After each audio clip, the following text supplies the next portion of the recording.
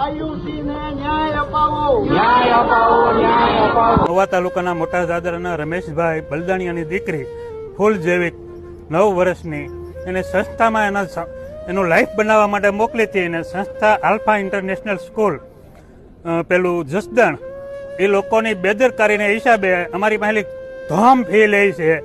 અને એને એટલી બધી બેદરકારી રાખી કે 10-10, 15-15 દિવસથી બીમાર હતી, છતાં એના વાલીને જાણ ન કરી, સમાજના કોઈ આગેવાનને જાણ ન કરી, એટલી બધી બેદરકારી દાખવી છે. તમારી દીકરીને અત્યારે પેલો અવસાન થઈ ગયેલું છે.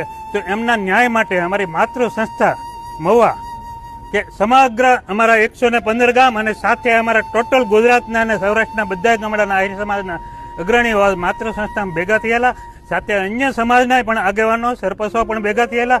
આજે અમે ન્યાય માટે મામલતદાર અને ડેપ્યુટી કલેક્ટર પાસે આવેદન લઈને આવેલા કે અમારી દીકરીને ન્યાય મળે અને ગમે તેવો સમરબંધી હોય એમને એની તપાસ કરી, નિષ્પક્ષ તપાસ કરીને કડકમાં કડક સજા આપે અને એને અમને ન્યાય મળે અને અમારી દીકરીને આત્માની શાંતિ મળે એ માટે આખો સમાજ બહોળી સંખ્યામાં 2 થી 3 હજારની સંખ્યામાં અમે અત્યારે હાજર રહેલા છીએ. મારું નામ રમેશભાઈ નરસિંહભાઈ બલદાણીયા, ગામ મોટા જાદરા આહિર.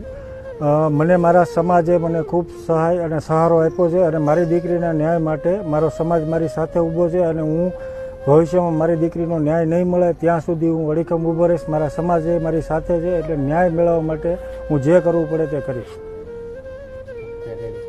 સમગ્ર આહિર સમાજ આવેદનપત્ર આપવા આજે આવ્યું છે. દીકરી આયુષ્ય નામની દીકરીને જસદણ મુકામે આલ્ફા ઇન્સ્ટિટ્યૂટમાં એમનું અઘટિત મૃત્યુ થયું છે અને બેદરકારીના સંસ્થાના સંચાલકો દ્વારા બેદરકારીને કારણે આ દીકરીનું મૃત્યુ થયું છે. દીકરીનું મૃત્યુ થયા પછી વાલીઓને જાણ કરવામાં આવી છે અને એ દીકરીના ન્યાય માટે અમે લડી રહ્યા છીએ. અને અમને સરકાર તરફથી, પોલીસ તરફથી, રાજકોટમાં અમને ખૂબ મદદ મળી છે અને સરકાર પણ અમારી પડખે ઊભી છે. પણ આ અમારી ન્યાયની માંગણી એટલી છે સમાજ વતી અને દીકરીના વાલીઓ વતી અને અમારા સંસ્થાઓ વતી કે દીકરીને વહેલી તકે ન્યાય મળે, આ કેસ ફાસ્ટ ટ્રેક કોર્ટમાં ચલાવવામાં આવે અને આ 2 આરોપી જે સંચાલકો પકડાયા છે એના રિમાન્ડ પૂરા થયા છે અને એની પાછળના જે પણ લોકોની ભૂમિકાઓ છે એની પણ ધરપકડ કરવામાં આવે. વહેલી તકે ફાસ્ટ ટ્રેક કોર્ટમાં કેસ ચાલે અને